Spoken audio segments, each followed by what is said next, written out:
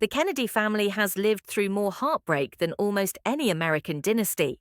But this week, the story took a turn nobody was prepared for. Caroline Kennedy's daughter, 35-year-old Tatiana Schlossberg, has revealed a diagnosis that doctors say could leave her with just a year to live. And the way it happened is devastating. Tatiana had just given birth to her second child, one of the happiest moments a family can have. But within hours, everything flipped. Doctors noticed something was off. Her white blood cell count was extremely high, far beyond what's expected after delivery. At first, they tried to reassure her. It might just be a pregnancy-related spike. But a few hours later, the truth came crashing down. Acute myeloid leukemia, a rare, aggressive blood cancer that usually progresses fast and hits adults without warning. For Tatiana, the news didn't come quietly. It came like a tidal wave. Instead of being home with her newborn daughter, Tatiana spent weeks in the hospital. Tests, chemo, a bone marrow transplant. The kind of medical marathon that drains everything out of a person.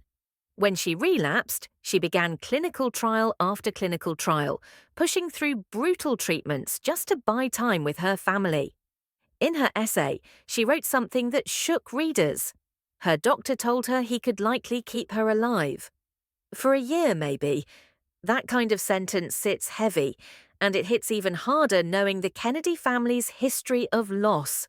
Through it all, Tatiana says her husband, George, never left her side, even sleeping on the hospital floor just to stay close.